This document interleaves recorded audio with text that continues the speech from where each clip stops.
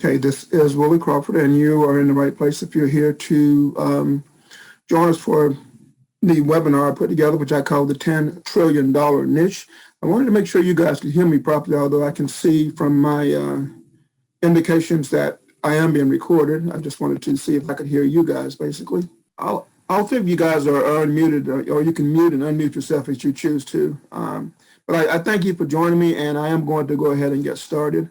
I titled this presentation the $10 trillion niche, and that sounds like a pretty big number. I know it is, but as I get into it, you'll see that it really is that big a niche, and it's something that you guys all should be interested in. There's no need to take notes, as I mentioned earlier. I made out these notes I'm working off of, which is just a Word file. I've uploaded to my domain, williecrawford.org, as presentation notes.pdf. So if you go to williecrawford.org/presentation notes.pdf, you can download it. The P and the N in presentation notes are uppercase. And I'll get this out in the email after the presentation too. Going to go right into some disclaimers. One is this is not legal advice. I'm going to cover some things that you need to consider for asset protection, basically, and that is I'm going to teach you how to create information products where if you don't do it right, with copyrights or medical disclaimers and all those things, people could sue you. And so to protect yourself, what I do with some products is I set up separate legal entities like LLCs. So if it's like with asset protection, if you go to a hotel and if you own a hotel and someone trips and falls, they're probably going to sue the hotel for a puddle in the floor. The way the hotels get around losing, the way the hotel owner gets around losing all their money by somebody who just sues over something relatively trivial is that they own the hotel, but they hire a separate entity, a separate legal entity to operate the hotel. And that legal entity doesn't own it and usually has no substantial assets. And so you can sue the people operating the hotel as much as you want and can win even. And that entity may be broke, but the owner is protected from the lawsuit because they hire someone and then they set up the hotel like it maybe is an LLC or whatever. And so with a lot of stuff that I do, I set up LLCs or limited liability partnerships or things like that, so that if someone notices that you're doing well and they think, well, you have some money they can sue you for and get, that they may go after you because that's the society we live in today, especially in America. So it helps sometimes to have that asset protection. So this is not legal advice, but consider that. It's also not medical advice. I'm going to be mentioning medical issues today. That's why I say that. And it's not professional advice in the sense that, don't go out and do what I suggest you do blindly. Think it through and apply the common sense rule there. And I know all the folks on this call understand that, but again, it's not legal or professional or medical advice. I have to say those things to cover myself. And some things I'll phrase actually in a very certain way because of regulatory requirements. For example, if I'm talking about some medical issue or some medical product, like, for example, I'm an expert on herbal remedies and essential oils and things like that. Those are not tested by the FDA, the Food and Drug Administration. So if someone sells one of those products, they can tell in their promotions what they've been known to help with, what ailments and things like that. They can't say it's a cure for something. They have to be very careful how they word it because no independent third party has validated that through testing. And so they have to watch their wording very carefully or they get smacked by the government for making claims that are unsubstantiated. And that's why I will watch my wording to an extent here, okay? So you guys assume my responsibility of what you do with what I share. I have been trained in a lot of things. My background is my undergraduate training. I started out pre-medicine. I let the chemistry scare me off. And so I changed to economics and business, and then I went to the military for 20 years, and there I just was exposed to all kinds of things. But what brought this to my attention was two things, several things actually. One is the fact that I watch very little television, but I watch a lot of YouTube videos, and I was watching one where this doctor said something that really grabbed my attention. And what grabbed my attention more than anything else was the resource he pointed out to me, which is the primary resource I'll be sharing with you today. Okay. But let's look at a couple of facts, though, that are undeniable. One is that the COVID-19, the pandemic, has the world running scared. And I say beyond reason, and I say beyond reason because it's reasonable to fear the virus. I mean, it can kill people. At the same time, we've had viruses amongst us for thousands of years, and they just constantly mutate. They've always been with us, and I think they always will be with us. And so I don't see a reason to panic a population. I see showing prudent concern. Most of my friends and I do wear masks at times, and we do that more out of concern protecting the other person. You know, we would feel bad if we unknowingly passed along some virus or whatever to someone who maybe then passed along to someone whose immune system was more sensitive to it. So while we don't necessarily fear it as much, we don't show prudence there. But I don't like, using fear in that way. At the same time, fear is a very powerful motivator. So people are running scared and they are afraid. And another fact that I think everybody on this call can relate to actually is that we're all aging. And as a consequence of aging, we develop little aches and pains. And as we get older, we, I guess, come to terms even more with our mortality. But as we look at the world in general, we can see that, we have major epidemics, all kinds of major epidemics, and the world's population is just getting older. And because of that, health is the issue that I think is a multi-trillion-dollar issue. I know it is. And I gave a link here to some statistics on world populations, but I won't pull those up because it doesn't do that much for us. I was going to show the top 100 leading causes of death because I wanted to focus attention on the fact that there are quite literally dozens and dozens and dozens of health issues that we could focus on and use what I'm going to suggest we focus on today. We could pick any little issue, but just looking at the leading causes of death in the U.S., and this was from a 2018 statistics. I gave a link here to where I pulled this from, but it showed the leading cause of death is heart disease. I don't think that's any surprise, but over 500,000 of us die every year from heart disease. Cancer also takes close to 500,000 of us, and we know those are huge problems.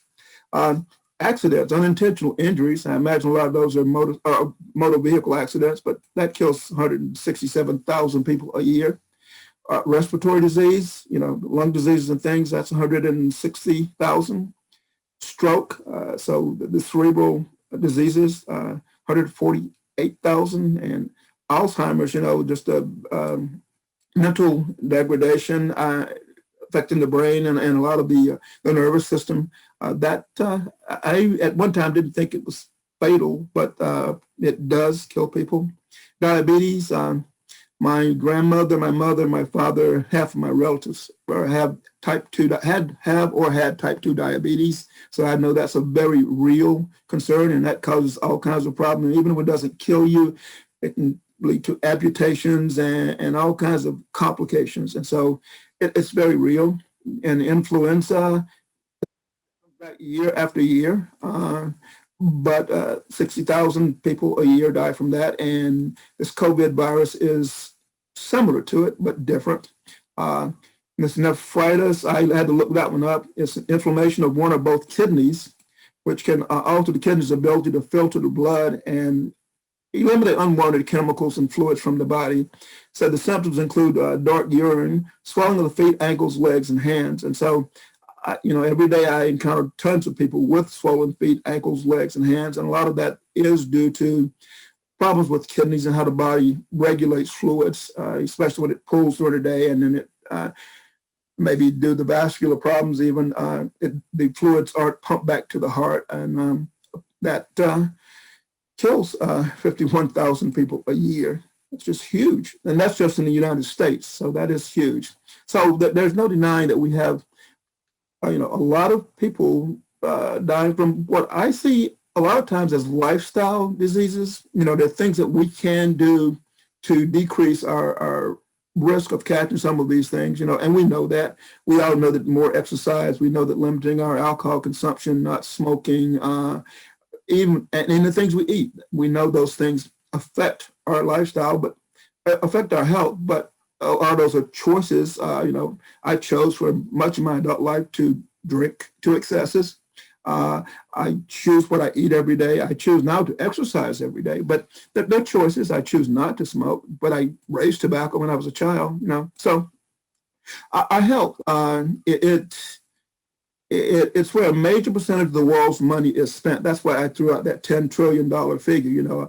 The U.S. national debt, I can't remember what that's going to is or what it's going to be, but it's huge. But, a trillion is 1,000 billion, and that's a huge number. But we're on course to spend about a fifth of our total national spending, and in a lot of other places, they're spending about the same amount of the money. Some are probably spending more. Places where they have what do you call it, universal health care, they're probably spending more than a fifth of their total gross national product, or whatever you want to call it, on just health care. That's huge. And countries like the U.S. are spending probably as much or more on defense because we're the world's police. But be that as it may, health is where where countries are spending lots of money and individuals are spending lots of money. So if you focus on getting in front of first of all, admitting that that's a huge problem and that governments and individuals spending lots of money on that, and then looking at how can you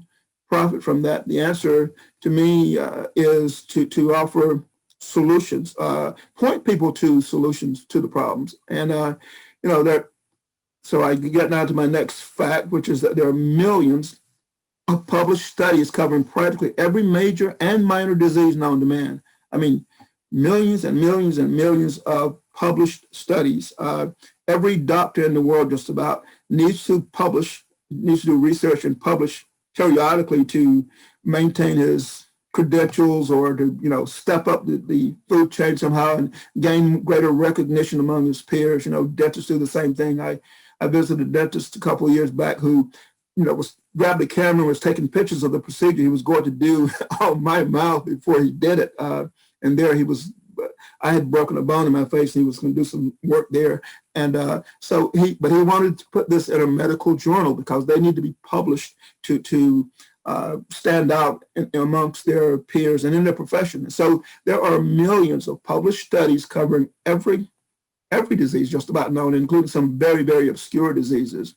The problem is there's so much conflict in information that people don't know who to believe or what to believe. They don't know who to trust. And they're justified in that thought process because most people have an ulterior motive for what they publish, So you have to ask, what's their rationale behind it? And we know that when a major drug manufacturer or even a food manufacturer wants to test something to have it certified as safe for the consumer, they will hire experts to do testing on it. And if those experts have findings that they don't like, they choose often not to publish that. So when the tobacco industry found out how harmful tobacco was, they didn't publish a lot of the information that they found. When a lot of food manufacturers discovered that certain elements in food weren't good for certain additives, then they sort of swept that under the rug and didn't use what their scientists discovered, but, just swept that under the rug and published other things, and then you look at the food industry and we say, okay, something like sugar is driving a lot of our health issues. So consumers grew wise to that and they figured out ways to hide sugar in our food. They just call it other things such as, corn syrup or some other term onion toast, instead of fructose or glucose or whatever, it's, they call it a syrup or they call it whatever, but they still hide it. And they have scientists whose job it is to figure out how to make our food taste good so that we'll buy more and more and more of it, even though they know eating more and more and more of certain foods isn't good for us. But that doesn't matter. Even something like French fries, I posted on Facebook about this, but these food scientists have actually found a way to, in some restaurants, they blend sugar in with the potato before they form it into food, so that you don't realize you're eating. You think I'm eating healthy, but you're eating more sugar, and that's why you like certain French fries. So what we're actually consuming is hidden, and so we know that the experts aren't always upfront with us.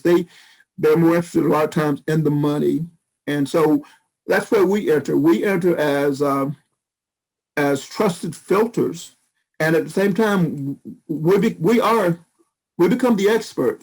And then I went to the question of what does it take for you to become an expert on any topic? And Malcolm Gladwell published a book called Outliers: The True Story of Success. And in his book, he asserted that 10,000 hours of practice or study on any topic would make you an expert. Well, it certainly would make you know more about the topic than anyone else did, just about, because most people are going to put in 10,000 hours studying anything except just sitting in front of the TV vegetating. And so, you can quite literally become an expert on any topic in the world. But Lower said, but most of us are lazy and we don't want to spend that much time learning something, so we're looking for a shortcut, right? And we're not lazy per se, but who wants to spend all of our time, reading and studying? So the secret is to become the expert by reporting other people's results and the results of their testing and their studies and things they're doing with their patients. Little things they're publishing, and it's not really a secret, but there are billions of people on the planet that you can get in front of right now and profit from just sharing with them information that's out there for the public to find, except the public doesn't generally know where to look for it. So what you're going to do is you're going to step in front of the public and see, Steve, I'm jumped over to the, Steve did post a remark that said, interestingly, after 50 years and umpteen thousand studies on vitamin C, they still can't agree on whether you should take 5 micrograms or 5,000 micrograms. And because vitamin C is water soluble, it's one of those things it's hard to overdose on. You're wasting your money if you take too much. You just pay it out. But I feel like megadose on that sometimes. But you're right, Steve. But there's billions of people. We're what, almost 8 billion people, I think it is, on the planet, and most of them have a concern about their health. Regardless of where they live and even of their ages. It's just human nature to care about your health. So I planned this for an hour, and the big plan for today is, in case some of you need to drop off early, is I'm going to have you focus on just one or several major life-threatening problems. And then I'm going to suggest you write an ebook or a book on it or them. But I'm going to suggest that you're better off focusing at first on one problem, because then you can become more of an expert on that one problem if you tackle dozens of problems. And just looking at the people on the call, I know Steve is into skincare. I'll use that. And David's into some health-related topics too. And so you understand getting in front of a niche of people and building that tribe and then pointing them in the direction of a solution, to a problem. And that's what this is all about. But I'm suggesting that you focus on one problem and that you write an ebook. But writing an ebook is no more different than reading and then summarizing 10 to 20 articles on the topic. And if you want to make the book thicker, you focus on, you summarize a few more articles. And you can make the topics of each chapter in your ebook the topic of an article you read, the primary focus of that article. And you can also turn those into blog posts, and we'll talk more about the blog posts in a minute. And then I'm going to suggest that after you create this ebook, that you first consider rolling it out on Amazon Kindle, because there's no upfront cost. You can just roll it out as an ebook, and yet you can and should, I think, turn into a physical book later and into other forms later. And you guys all, I think, understand that. But for your ebook, you need content, and that's what I'm going to show you how to get. You need the copyright and the legal page. We'll talk about that. You're going to need an about the author section, and you're the author. So you need to figure out how you're going to couch yourself as the author, because you want to come across as I'm an authority in this field. You're an authority, but you're the reporter. You're not the expert in most cases. Most people listening to this won't be the expert. You'll be a reporter, but you can still find something in your background that makes you qualified to summarize this, whether it's that you just read 1,000 articles on the topic, or you studied the topic for so long, or you've been interested in the topic. You can find some way to give you authority, or even, say that David has written 20 books on whatever, or David's done this. Something in your background you can share that will make you worthy of people considering you the expert. At the same time, some of you listening to this might not want your real name out there. So you may want to use a pseudonym or whatever you call it, a pen name. If you're writing about a health issue that's, say, a female issue, you may want to come across as a female, use a female persona, so you can consider that too. And your ebook, for all of you that I see on the call who are familiar with back end and selling other products and services, you want to add maybe an additional resources section to your book where you recommend products and services. I was taught to think of a book, the first book I wrote, in at least the second one, as nothing more than a glorified business card. It says, this is Willie, this is his expertise, this is why you should trust him, this is why you should listen to him, here's what he does. And people reading that book, it's a business card. The difference between it and a regular business card is that people don't throw books away typically, but they take your business card and they toss it in the back of a drawer. So I think that, there's these additional resources, and the about the author is, what would you put on your business card? Who are you, and what do you want them to pay attention to? That's the additional resources. And the bibliography, you can cite resources if you want, just to make it seem more scholarly. You need a nice cover. You can get one of those done at Fiverr or wherever your favorite artist is, but you want it to look nice. And you're probably going to need an ISBN, which is a number that bookstores and libraries and places like that use to order physical books. If you're just selling an ebook at an online retailer like Amazon, you don't need an ISBN. But if you're going to sell a physical copy of the book, you do need an ISBN, and you can buy those with various agencies. And I think Amazon will even tell you, have some recommendations there. I didn't check on that. I probably should have. But if you're going to put together an ebook, to do a physical book is no more difficult than giving Amazon the file and telling them that you want it print on demand and using their, I forget what the program's called now. Somebody will remind me. But the same file, they just run it through their high-speed printer and print the books out as they're ordered, unless you want to bulk order the books as the author, and then you can get the books at author special pricing, and so you can have a bunch sent to you. So if you want to pose with your physical book in hand and have someone on hand for autographing and things like that, you can do that. But Amazon can print the books as they're ordered, ship them, collect the money, and send you every month money direct deposited to your checking account. So you don't have to touch anything. You don't have to invest anything up front to make that happen.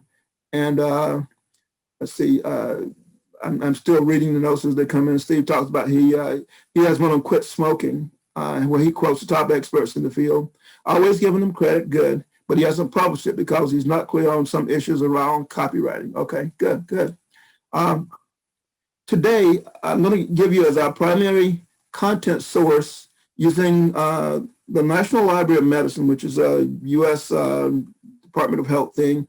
The site is at pubmed.com, and I'm going to stop this screen share, and I'm going to share pubmed.com if I can find it. Where am I? Let's go here.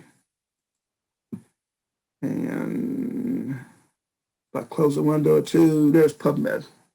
This is pubmed.com. And right here it says PubMed comprises more than 30 million citations for biomedical literature from Medline, life science journals, and online books. So this is 30 million citations. And I submit that you can find information on any ailment in the world that you want to find information on right here on this site. And all you do is you come here, you type in pubmed.com, and it'll take you to up top in address bar, it says pubmed.ncib, I don't remember what that stands for, .NLM, and then NIH is National Institute of Health, .gov is for government. So it's a National Center for Biotechnical Information. It's where scientists and doctors and dentists and researchers all send in their publications or send in summaries where they want it all acknowledged in a database that they are experts in their field. They want to be recognized. And so they send in their findings and they're all shared in this database. And so, I am very prolific myself, and I'm very ambitious. And so this month I plan on writing at least one book on a health-related topic. It's not going to be a huge book, but I'm going to publish it this month, and I'm going to publish volume 2 of an autobiography I wrote years ago because it's time to write that.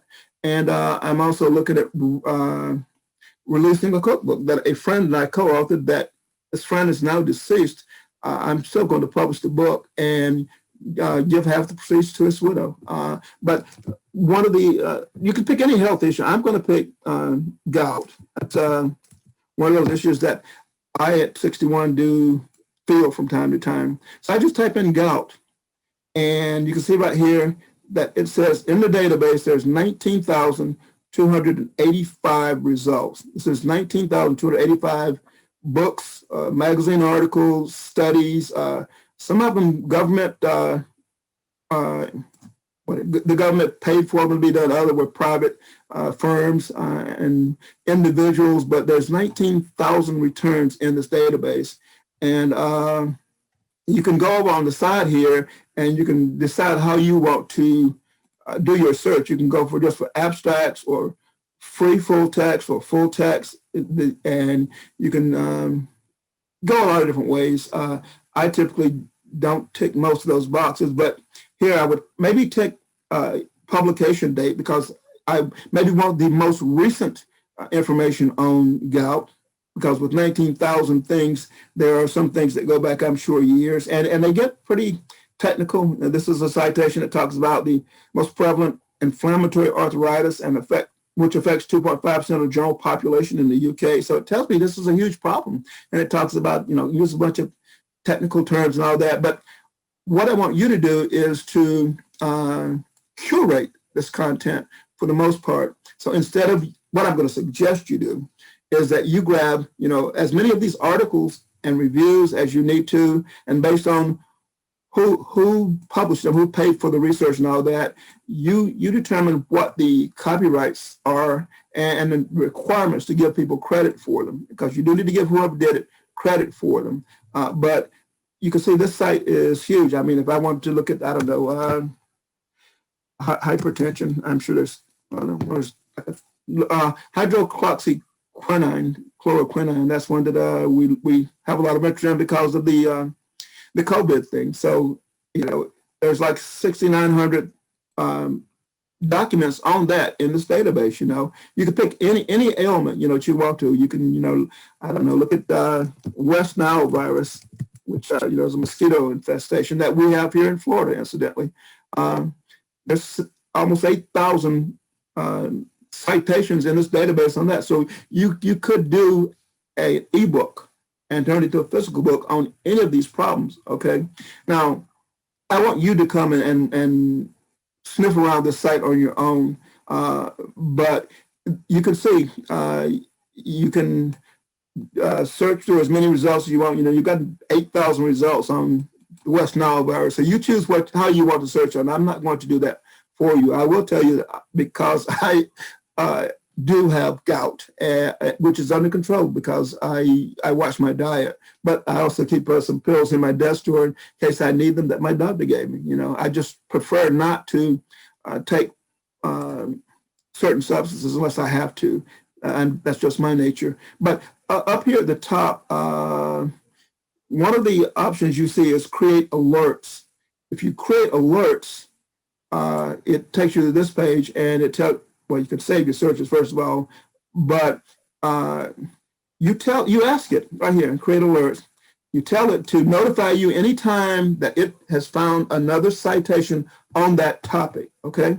Now, what it did, it required me to sign up first. When I first clicked that create alert, it asked me to log in to verify my Google email address, and there were several other options. So it, I guess, knows who I am now because I didn't see this exact field last time. But okay, so it's saying I've saved the search for West Nile virus, and I would like email updates anytime they find new search results. And I put yes, and it asked me what email address I want to send to. I can change that here. You see, I can tell how often I want it to send me updates when they discover new information, and even what day and what format, whether it's a summary or the full report or whatever.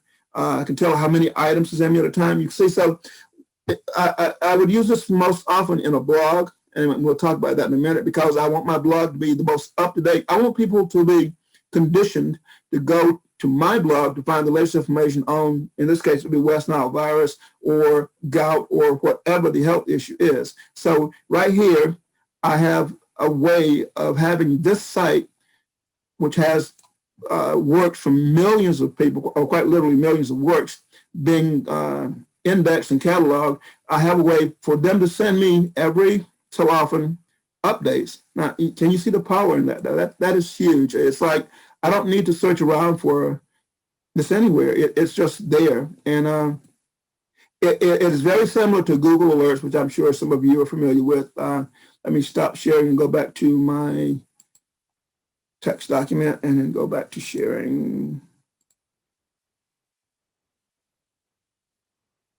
Let's see, share. There we go. Okay, so I'm back to sharing my document. And so I use PubMed.gov. That's the one I'm going to use most of the time. But the other one that I would use for updates is Google Alerts, and that's at google.com/alerts. And it'll do the same thing. You give it a keyword, and whenever Google finds any mention of your keyword on the internet, it will send you an email telling you I found another mention of this keyword, and it'll tell you what it is. And so you can then choose whether or not you want to go and check it out, and you can tell it also to give you snippets so that you can just quote it as a citation. So we found the source of our information that we can use in our publication.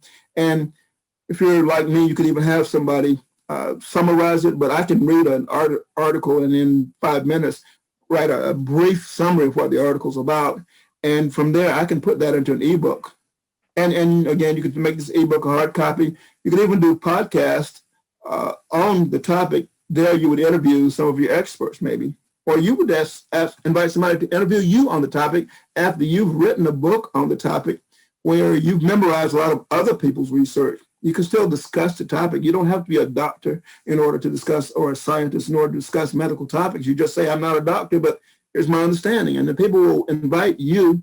A lot of times they would prefer having the layman on their podcast or interview because that layman can explain it in regular or plain English. And so you could do it that way. You could put up your own podcast show, or you could get invited on other people's podcasts. Either way, the idea there is to put content out there in cyberspace that is, in this case, video or audio content that points back to you and your book and your blog. As you put this manuscript together, which is what I'm talking about, I'm going to ask you to check out a video interview I did of my friend Daniel Hall. Daniel Hall's specialty is teaching people how to write books and publish them in everything from adult coloring books to whatever, But I did an interview with him where we covered how to get free traffic from Amazon.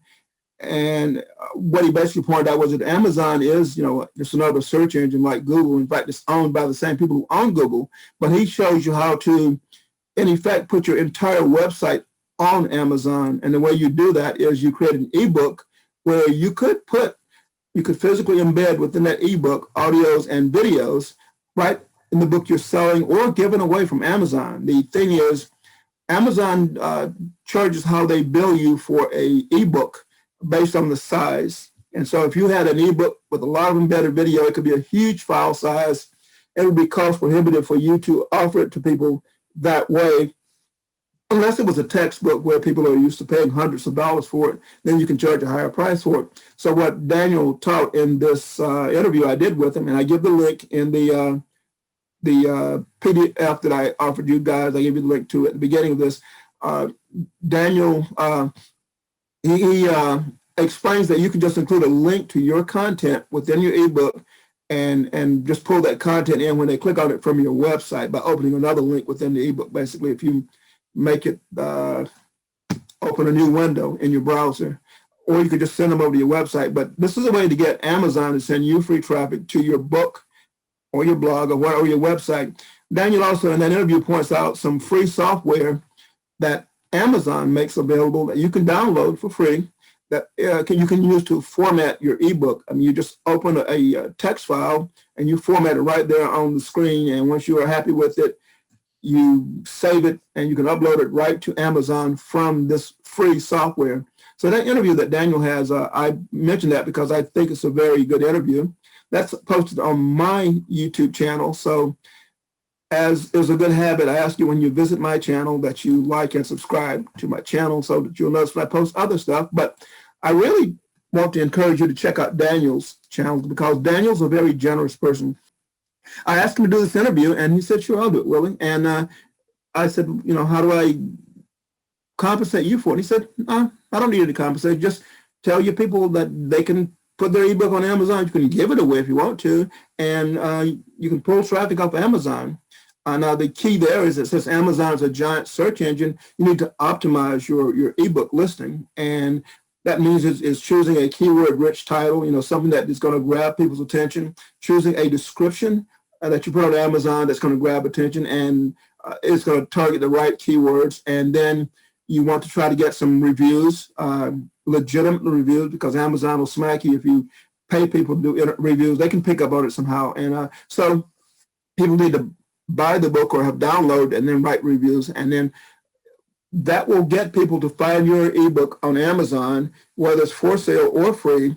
And from there, you can send that traffic wherever you want it. But so Amazon is, in effect, one of your biggest traffic sources, a free source of traffic that you should tap into. Even if you weren't publishing this for this model, just putting a 4 or 5 page report out there that's free just to get Amazon's attention, to get attention on Amazon and then send that traffic wherever you want is something that you should be tapping into because Amazon is one of the top 3 search engines in the world easily. People use it all the time. I would say Google, Amazon, and probably YouTube. YouTube is a huge search engine too, okay? The other thing is, I mentioned the blog. We want to use a blog. We want to do content curation. That is, you want to take those articles that we just looked at on PubMed. We want to grab snippets or summaries, and we want to put those on our blog. And we want to use that to let Google know that our blog is about this topic. In this case, it's health-related topic, and that's going to bring in traffic. But you gotta properly SEO optimize your blog, as I'm sure both of you guys know, or all 3 of you know. And to do that, you're going to need a plugin that does a number of things. There's one called All-in-One SEO, but there's a bunch of them out there. So I'm going to ask you to look, and if you want to contact me and ask what plugin I recommend, my recommendations may change. As I'm doing this call, recording it for the people on the call, but I plan on also pushing it out to a number of channels starting tomorrow. And so my recommendation for plugins may change. But what you want is a plugin that when you make a post to your blog, it posts to all the social media channels. There are plugins that will post to Facebook and YouTube and LinkedIn and Twitter and Instagram and Pinterest and a lot of others out there. And you download the plugin. You need to have those accounts, or you tell the plugin which accounts you have, and you give it your username and let your blog connect to those social media channels. And every time you make a post on your blog will post to those social media channels. You want a plugin also that posts to blog aggregators so that every time you post, it notifies a bunch of search engines that are just for aggregating blog content. And you also want an email plugin, or you want some method on your website for collecting email addresses. And there, I just a lot of times we use a text box with my Aweber autoresponder code. You also want an anti-spam plugin of some type. There's one that comes pre-installed that you just need to grab a key to activate. If you don't do it, then you have a choice really. You can turn off all commenting, but people like to interact with you and your articles on your blog. And even if you don't respond to them, you may want people to be able to feel that they're communicating with you. So I like to leave commenting turned on, but to block certain things may require that I have approved them once before I allow them to keep going. That's up to you. The more interactive your blog is, the more you're going to build a relationship with your audience. Notice how often you update your blog.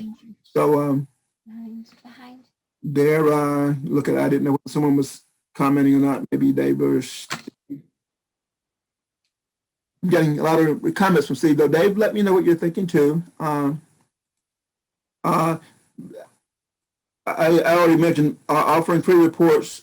Offer free reports to build traffic to your blog and to your email list. And so you can take, like I said, 2 or 3 of those short articles or even private label rights, put together short reports just for the purpose of building a database of people that you can then send wherever you want to include to purchase your book and any related product, but also, anything. You once you control traffic, you can do a lot with it.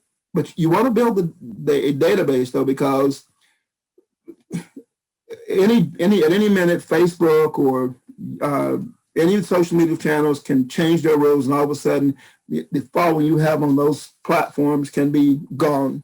So you need an email list so you can follow people that way. In fact, I think you need a database that allows you to communicate via text messaging too, and email, and if you feel so inclined to even collect their physical addresses, so that if email stops working, where you can direct mail them even. So you want to build that database. Now, since I mentioned free reports, if you're going to target numerous niches or sub niches, then I recommend that you segment your email list. So it could just be on high blood pressure, but you could still identify whether it's a male or a female or a youngster or an old person. What's causing the high blood pressure? Is it related to, I don't know, pregnancy or whatever, or obesity, whatever? And so you can segment your list that way, and that lets you know how to talk to them more specifically about things that really interest them. What that does is it increases engagement on your list, because if you are constantly emailing your list, and in today's world, you do need to email them quite a bit, because they're getting so much email that if you back off too much and you only email once a month, they may miss your email and all the noise, or they may forget that they subscribe to your list. They don't listen to you as much as if you email them more often. They won't mind you emailing them a lot, actually, if you email them only about what they're interested in. And that's the key. And that's why you want to segment your list. You want to put people on you can have one master list if you want to, but you want sub lists. I'm in the internet marketing space, so I have people only interested in private label rights or product creation or traffic generation.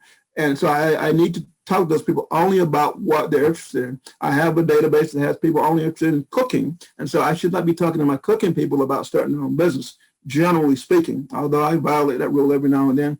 And they let me know very quickly, we only want to know about recipes. And so I send them an email saying, okay, here's my latest book. Go buy my cookbook, or buy someone else's cookbook. So you do need to segment your list, and whatever autoresponder service you have, they do offer the technology to do that. I use Aweber. I use several, but Aweber is my autoresponder of choice, even though I even have a private label to the one shopping cart system. I don't recommend them that much anymore, because I notice my email doesn't get delivered as well. It more of it ends up in the spam folder, and I think that has to do with their relationship with the ISP. Some of the email coming up their servers just being identified as spam. So I use Aweber. Aweber does a better job of getting email delivered. I've already mentioned considering building your database on several platforms. I use chatbots too. I use AnyChats, which I tie into certain Facebook pages. If you have a blog, you can do push notifications. Aweber lets you do push notifications from Aweber straight to a list, to their cell phone numbers even, or their text messages. So you can do that. Another list that I have and use quite effectively actually is Facebook groups. You got Facebook and you have all this traffic, but you got 1 out of every 7 people on the face of planet Earth is on Facebook. But there's just so much noise and so many things vying for their attention that you need to pull them off of that news feed into your group where you can talk to them specifically about that topic. And so I recommend having your own Facebook group that's very focused on your topic, just one little narrow topic. And I have about 15 groups on Facebook.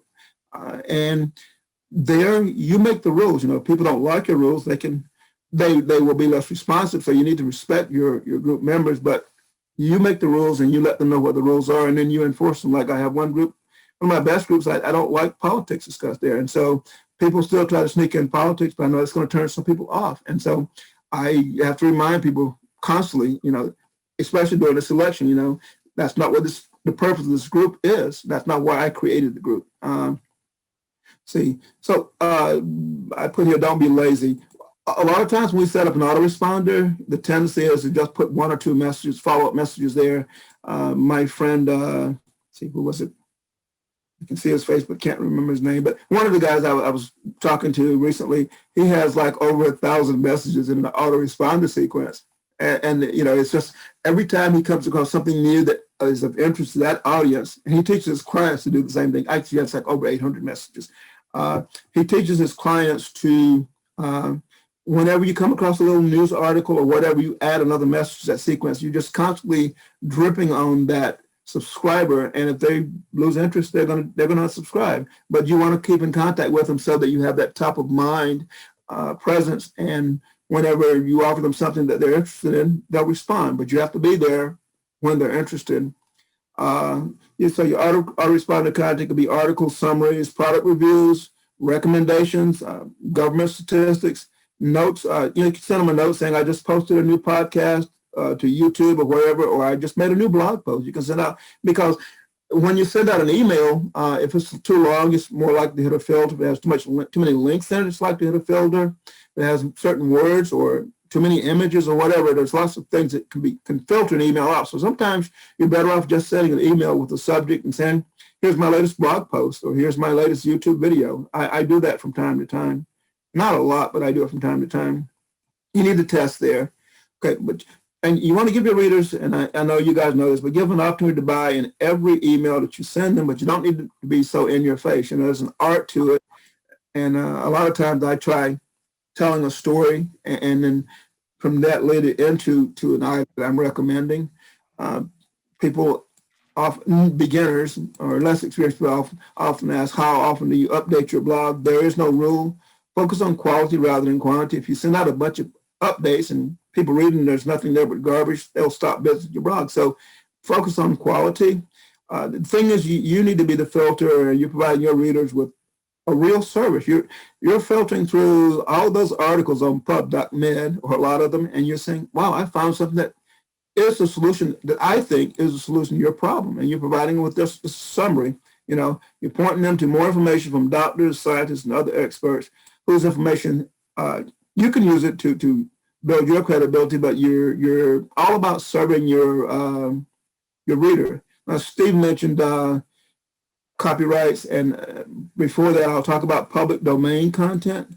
Public domain content is just any content that anyone has the right to use. And in the United States, there are several laws regarding copyrights. I won't summarize those. I'll instead tell you to Google copyright summary. But first I mentioned several blogs that use curation, famous blogs. One is Dredge Report, which is at dredgereport.com. I visited them on the morning of November 4th, which is this morning, and in the past 24 hours, this blog, which is nothing more than a place that curates content, goes out and finds news that they know their listeners will be interested in. They've had 44 million visitors in the past 24 hours. 44 million visitors in 24 hours. And because of that, Matt Dredge, who owns it, can charge a lot for advertising, a lot. Ariana Huffington, she built a blog which did the same thing. She called it the Huffington Post. And way back in 2011, AOL paid her $315 million for her blog, nothing more than a blog that curated content. And then they paid her to stay on as the president and editor-in-chief. I don't know what she's doing now because that was back in 2011. And I know it's gone through some changes since then, but this was a blog that sold for $315 million. And I know that when that happened, a lot of bloggers tried to copy her model, didn't do it that well, but if you're curating content, you become the place that people see as the go-to place for information. You could, sell your blog. That's another thing. You can have an exit strategy in place, which could be to sell your book and the related database and the related blog and all that property together for millions potentially. If you especially build out a product line. I think you need blog posts, you need a book that ties into that, maybe a podcast of your own, or certainly being a guest on podcasts. All those little blog posts, a lot of those you can turn into articles that you can share all over the place. I routinely share articles on LinkedIn. I share articles as notes on Facebook, although Facebook is going to disable that capability within the month. They've already warned, but they won't delete the articles that are already there. And so I put my articles there. There's lots of other places that are article directories, but people have pumped so much garbage into them in recent years that they don't have the weight that they used to have. They don't pull as much traffic, and Google doesn't give being listed in an article directory as much weight as they used to. I say make one page on your blog your sales page, because your whole purpose in having this blog is to be the go-to place for information on that topic. But I'm saying have a book on the topic, so make one of your pages the sales page, and maybe in your menu bar have a link on every page to your sales page. That's up to you. A little about search engine optimization, since that's the key to getting Google to notice you. Google loves it when you link to other sites, not just other sites linking to you. So you want to link to quality content.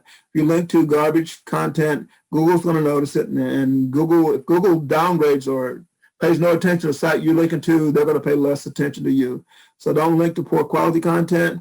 Don't use too few sources. Link to numerous sources. Don't just link to blog posts. Link to sites about books, link to YouTube channels, link to other things than just other blog posts. Google likes to see different types of media on your blog, not just posts, but videos, infographics, PDF files, images, and so forth. Okay, there's a tendency among all of us to want to automate. We look for tools to automate. I use tools to automate, but don't overdo it, because if you do, Google's going to notice. For example, I use a piece of software that pulls in YouTube videos into some of my blogs. I can, with this piece of software, visit a YouTube. So for example, I have my recipe site. If I see some site that is of the same genre of cooking as mine, I can tell my blog through this piece of software to go out and once a day or once every so often grab one of this other person's videos and share it on my site. And from my site, pull in not only the video, but whatever titles and whatever keywords I want it to. So I can take somebody else's content, sharing it with their permission. If they post it on YouTube with that Creative Commons or whatever the license is called, if they give me permission to use their content, I'm free to pull it in legally. And I could post a new blog post daily or several times a day, posting somebody else's video. Well, if I overdo that,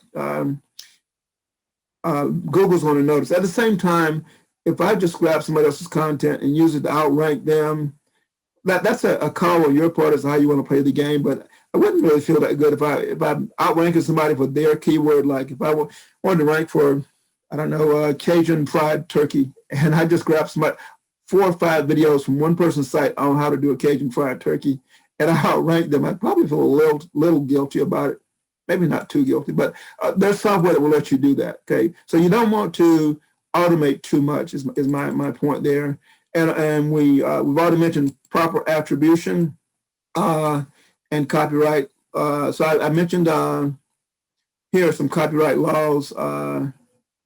One thing you want to do is you don't want to just grab somebody's content and post it in its entirety. You want to use excerpts, post only small portions of the content, and then add your own commentary. I often say add your own DNA.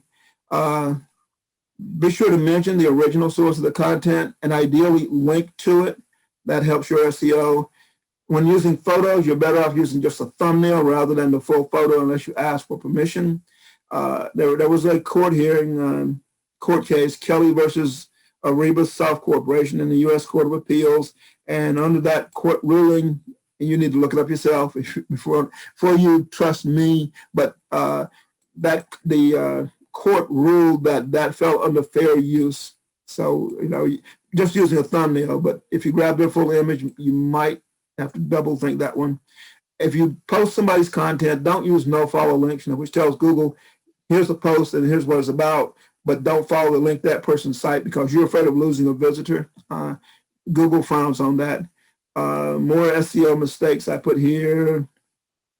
Using only curated content, I've already mentioned that. Add your own, using only curated content, add your own thoughts on that content.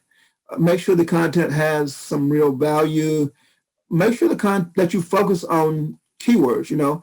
When you post content to your blog, look at your tags and what categories. You want to, if you want that blog to rank for high blood pressure or diabetes or losing weight or, and right now dieting is huge worldwide because us Westerners in particular. Well, the problem is that food is too readily available, and so our bodies behave as they did back when we went through periods of feast or famine. 100 years ago, especially in rural or agrarian societies, people needed to eat a lot in the summer or in the fall because in the winter, when the snow's covering the ground, there's not a lot to eat except what you saved. And so then it was good that your body stored up energy for the winter. Now we have this food available 24/7 from around the world. And so our bodies are still stockpiling the stuff that we eat. And at the same time, the food scientists have figured out a way to make us want to eat more of it. And so we put more into our systems than we need. And so that, my point there is that diet is a good niche to focus on too. And I'm sure you could go to pubmed or pubmed.gov and find something on any diet out there, whether it's keto or low carb or high fat or, vegan or whatever. And you could find thousands, I'm sure, of, you could pick any, I mentioned I'm into essential oils and herbal supplements. I can pick any plant just about, and I can find information on that. I'm thinking about doing one on, what do you call them? Can't remember the word. Aphrodisiacs, okay, which is a tricky subject. You can put plants that are you pick your topic, but you can imply that in certain societies, certain plants are revered to enhance one's sexual interest or prowess or whatever.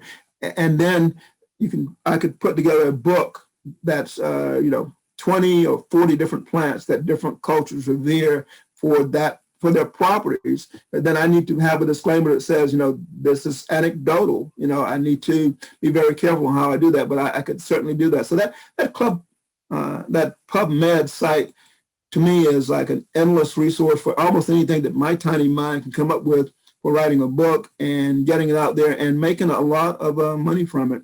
Now, here, a mistake is being faceless. If you've got a blog out there that people can't relate to, that's problematic. They won't come back to it. They need to be able to relate to whoever's behind the blog.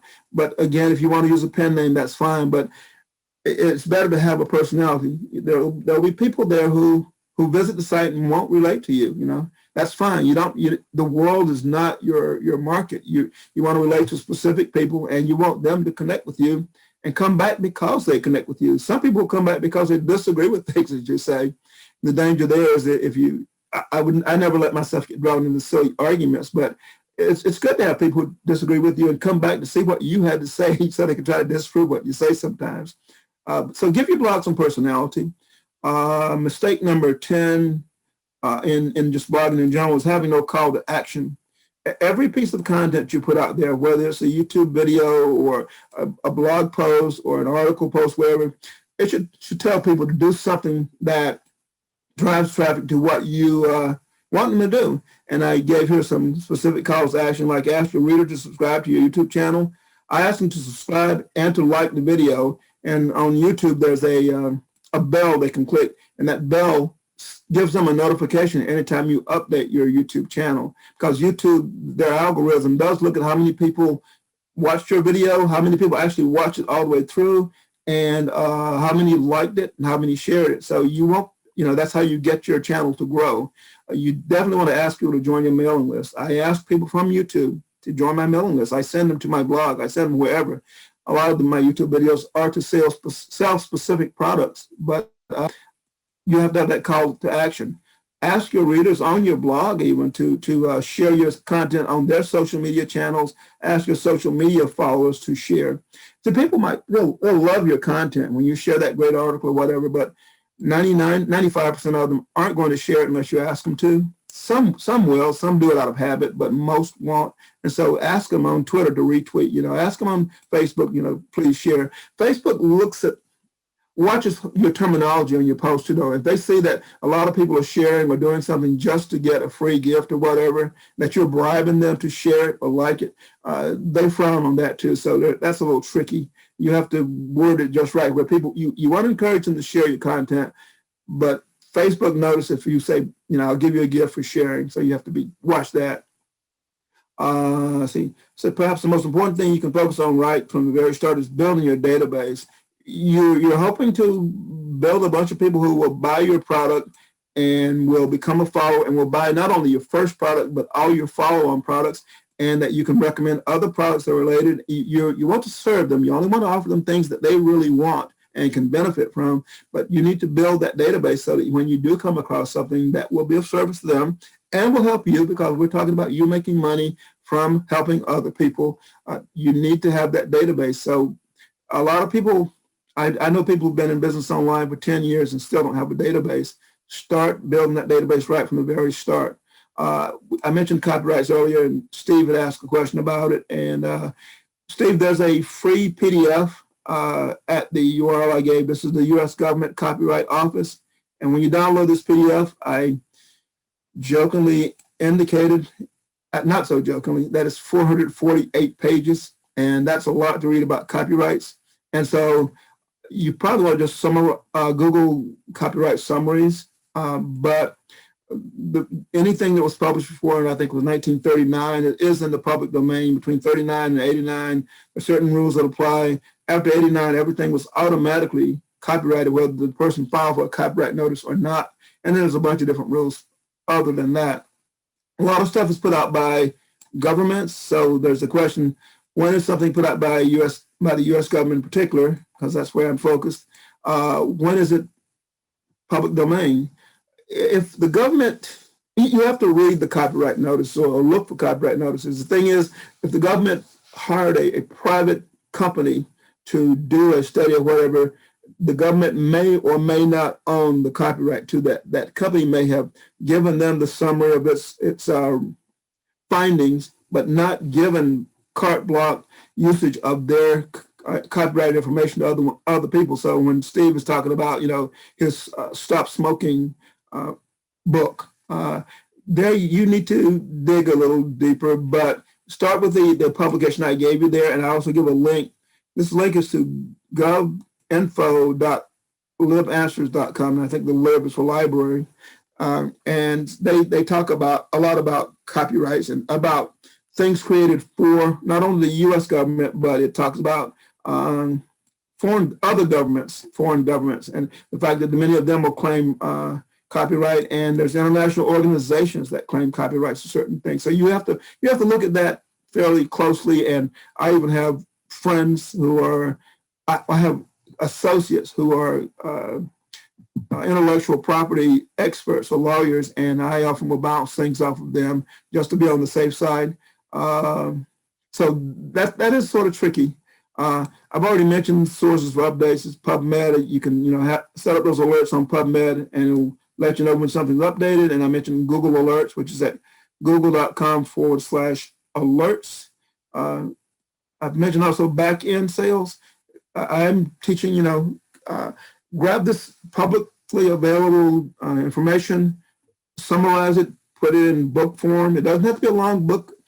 A book that's 30 pages that tells somebody how to deal with a health issue immediately, whether it's the flu or a cold or migraine headaches or whatever, if you're offering them, pointing them to resources that show how to alleviate that headache, whether it's through breathing, I don't know, lavender oil or whatever, rubbing something on your skin or whatever that gets into the nervous system somehow.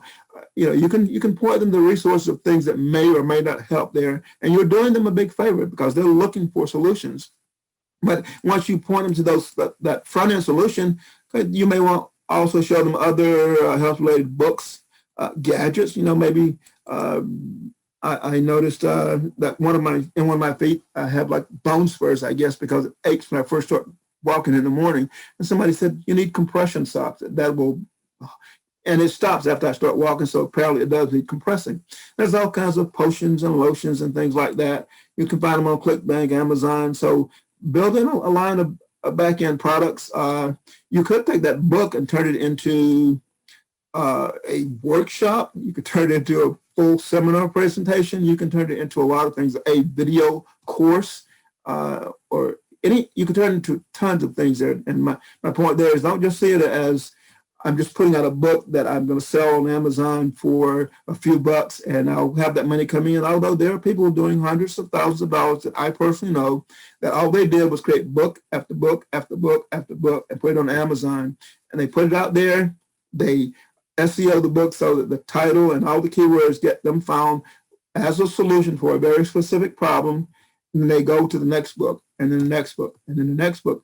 And it's very feasible for someone to do that using this model, just using PubMed and searching for one medical problem after another. At 61, half my friends, most of us have high blood pressure. A lot of us are diabetic. A lot of us are overweight. Some of us, you'd think we're suffering from dementia, early stages of it. A lot of us have glaucoma. Those are common problems, and people want to know, what's with cataract surgery and all the laser surgery and all the laser. I looked in some cosmetic dentistry procedures. What happens when you do this or that? What type of spikes are they using now to do dental implants and things like that? How does that react with your system? Does it hurt? Do they need to do a dental implant? They need to make sure the bone is thick enough. So they take these little bone fragments, they plant them in your gum, and that starts growing new bone. And after so long, they put a titanium stud in there and screw a tooth in. The technology changes over time, though. So people want to know about stuff like that, and that information is readily available. And I put, once you become a celebrity and a brand, you can do T-shirts and mouse pads and posters and mugs and all kinds of things, sweatshirts. And I point out a number of resources as I'm wrapping up. One is you need legal documents on your website, terms of service, and your payment processor requires certain things like what's your refund policy, and that you comply with certain international standards as far as privacy protection and things like that. I mentioned two lawyers that I know, Chip Cooper and Mike Young. They both offer products in the internet marketing space that are either software, or you go to a website and you plug in a bunch of data and it spits out forms that you need on your website. If you have a site that's about health, then it'll spit out health disclaimers. If it's about cooking, it'll spit out, certain disclaimers. It'll spit out disclaimers or statements you need about dealing with children. There are laws to protect children against predators, and so you can't collect certain data from children. All those documents, Mike and Chip both have software that that spits out those documents, and I believe Mike Young, I know Mike does too, also has software that will give you legal documents that you can put in the front of your book, legal disclaimers. I've seen his stuff there too. So you can you can Google either one of these guys. I am an affiliate for Mike, so I could probably track down a link if you want it, but I didn't. That's not important there. I recommended AWeber as an autoresponder. And for that, I do have a link, which is free autoresponders, recommended by Willie Crawford. That is an affiliate link. That's a redirect link. As an affiliate marketer, I believe that if you are recommending something that you really believe in, and it's not going to cost the customer any more to buy it from you than it would if they bought it direct from the other person, then why not use an affiliate link? But you don't just recommend something that you don't believe in. I've used AWeber. I know Tom Colser, who's the owner of the company, for 15 years. And even though I private labeled the one shopping cart system, paid, I think it was 10 grand to have my own private label, which is profitautomation.com. I don't use it that much anymore because I don't have the deliverability. And so I don't recommend it that much anymore. There's a lot of people who use it. It's not just a autoresponder system. It's also a shopping cart and has a lot of other functionality.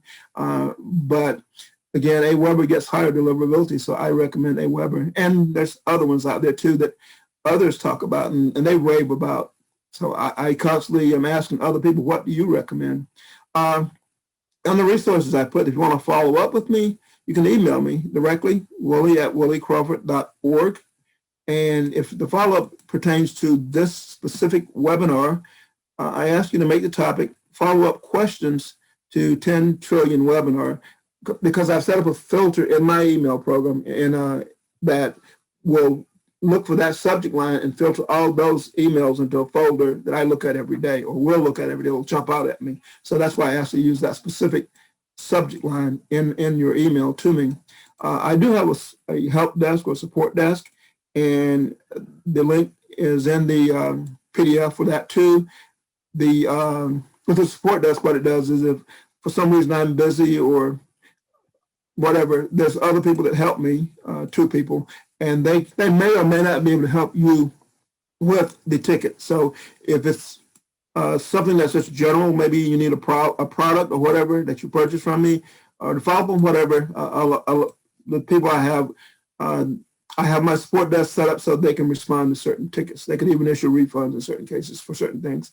And the other thing is, I know that as I push this recording out into distribution, there are going to be some people that say, well, I like the idea of doing a book, an ebook and turning it into a physical book, or doing both at the same time, but I don't really know how to do it. So would you work with me on it?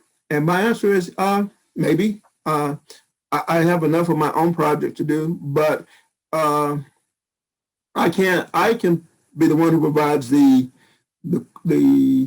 creativity and some of the know-how in product creation and the marketing expertise. I've been a marketer all my life, as of some of you.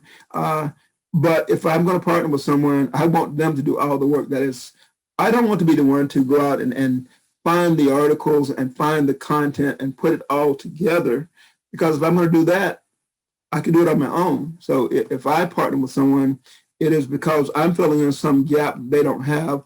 And in exchange for that gap, I would have a number of requirements that I recommend you guys have. One is to avoid any misunderstandings. I recommend that you have some type of a legal agreement, that I recommend, forming a partnership or an LLC where in writing you say, these are my responsibilities, these are your responsibilities. This is how we handle the money. This is how the money is redistributed. This is how we can end the relationship. That all those things are in writing, so there's no room for misunderstanding. Even though, no matter how well you know, like, and trust that person, there's just business is business, and there's just so much room for misunderstanding. So I recommend that.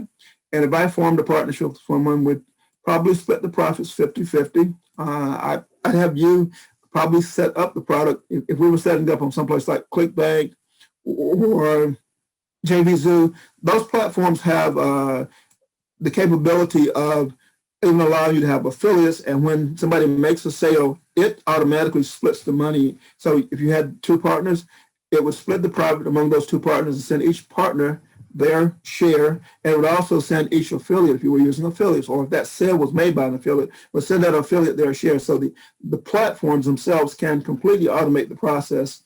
On ClickBank, those are called contracts, but you can set up a product on ClickBank and set up a contract where you partner with someone and ClickBank divides the money, and at whatever frequency ClickBank sends each partner their share of the money. In my case, it's direct deposit to my checking account. And if that interests you, you could email me, willie@williecrawford.org, with the subject possible book collaboration. And again, I write a lot of books. I could do a lot on my own, but I like the idea of having my name out there more on more products. And, if someone's willing to do most of the work because they're uncertain of exactly how to get the product into the marketplace, then I certainly deserve to be compensated for my my part of it, and my compensation would be a part of the profits without too much extra work on my part, because I call myself semi-retired. And with that, I want to see if we have any questions. I know Steve put a number in the chat window beforehand. See, do any of you other guys have any more questions?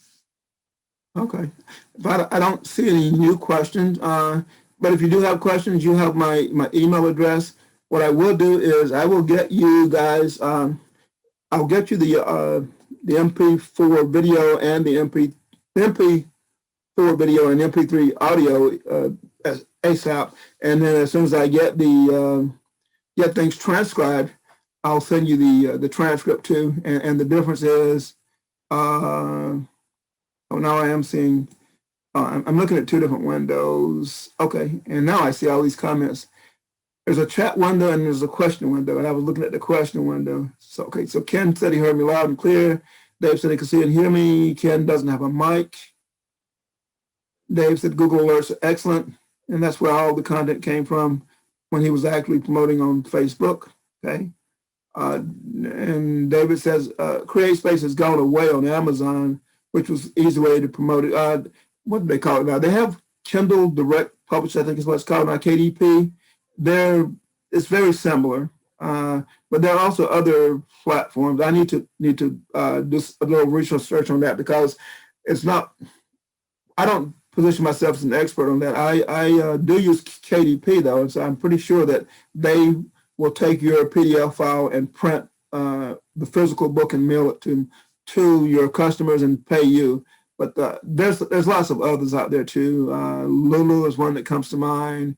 So what I'll do is I'll ask around, because friends like Ellen Violette and a lot of others, they are in the business of coaching people through writing a physical book and then getting it out to the marketplace, and also not only getting it on Amazon, but getting it on all of the ebook platforms. So you don't just have to put it on Amazon; you can put it on, the platforms that is read by other than the Kindle reader. And so I'll ask for some recommendations there, and then I'll include that as an addendum to my notes, and I'll get that to all you guys.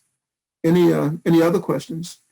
Okay, I thank you guys for tuning in, and if you do have any questions, again, you have my email, which is just willie@williecrawford.org. If you do use follow-up, or if you use follow-up questions to the 10 Trading webinar, that just makes it jump out at me more. With David and Steve, I communicate with you guys enough that I'd probably recognize just your name in the from column, and that would get my attention anyway. But this is Willie. I thank you for listening, and hopefully you did get some value out of this. So you guys have a wonderful day. Thank you very much.